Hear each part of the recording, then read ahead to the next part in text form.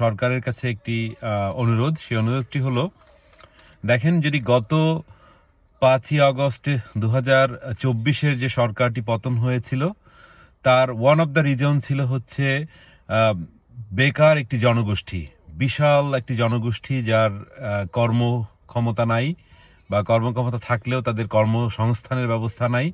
এসব কিছুর কারণে এই বেকার জনগোষ্ঠী তারা সহজেই রাস্তায় নেমে এসেছিল এবং সরকারের পতন ঘটাতে অনেকটা সহযোগিতা করেছিল। আপনাদের নিশ্চয়ই মনে আছে যে আসিফ নজরুল সাহেব বলেছিলেন 26 লাখ ভারতীয়রা এখানে কাজ করে, অথচ বাংলাদেশের বেকার জনগণ কাজ পায় না। এই ব্যাপারটি কিন্তু মিথ্যা হলেও খুব আলোড়ন তুলেছিল এবং মানুষের মধ্যে একটা ক্ষোভের তৈরি করেছিল। তাই আগামী দিনে আমার অনুরোধটি হচ্ছে যে এই জনগোষ্ঠীকে ইমিডিয়েট, যেহেতু আপনি কর্মসংস্থান করতে পারবেন না, যদিও বলেছেন আপনারা অনেক কর্মসংস্থান, কত লক্ষ বা কোটি কর্মসংস্থান তৈরি করবেন আগামী 3-5 বছরে, আমার মনে হয় এটা একটা দুরূহ কাজ আপনাদের জন্য। তাই আরেকটি সহজ উপায় আছে, সেই সহজ উপায়টি হচ্ছে আপনাদের সম্ভব হলে এই তরুণ জনগোষ্ঠীকে বাংলাদেশের বাইরে সহজেই পাঠিয়ে দিতে পারেন। এজন্য আপনাদের কয়েকটি পদক্ষেপ নিতে হবে। প্রথম পদক্ষেপটি হচ্ছে যে আপনি পৃথিবীর যে দেশেই যান না কেন, যেখানেই যান না কেন রাষ্ট্রীয় সফরে, অথবা কোনো বাণিজ্যিক চুক্তি করুন না কেন দুতরফা, সেখানে আপনার একটি আবেদন থাকবে যে দেখুন, আমার দেশের জনগোষ্ঠীকে, আমার দেশের শ্রমিককে বা আমার দেশের স্কিল জনগোষ্ঠীকে আপনার দেশে এই বাণিজ্য চুক্তির বিনিময়ে আপনাকে ঢোকার সুযোগ দিতে হবে।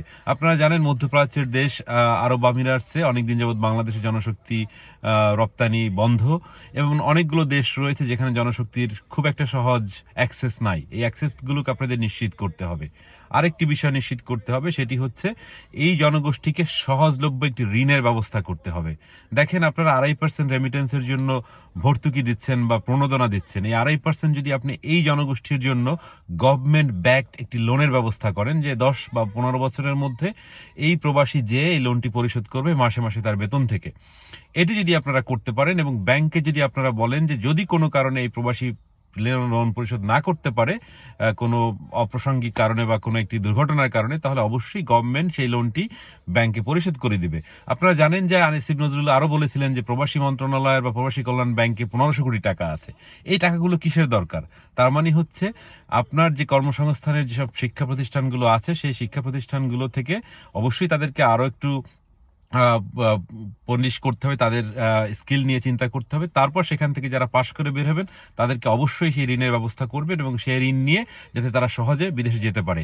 এটা হলে আগামী দিনের অবশ্যই আমার বিশ্বাস যে আপনারা শান্তিতে অন্তত আরেকটি 5 বছর কাটাতে পারবেন, নয়তো আপনাদের জন্য কিন্তু আরেকটি বিপ্লব দানা বেঁধে তুলবে জামাত ইসলাম বা তার দোসররা। অশেষ ধন্যবাদ।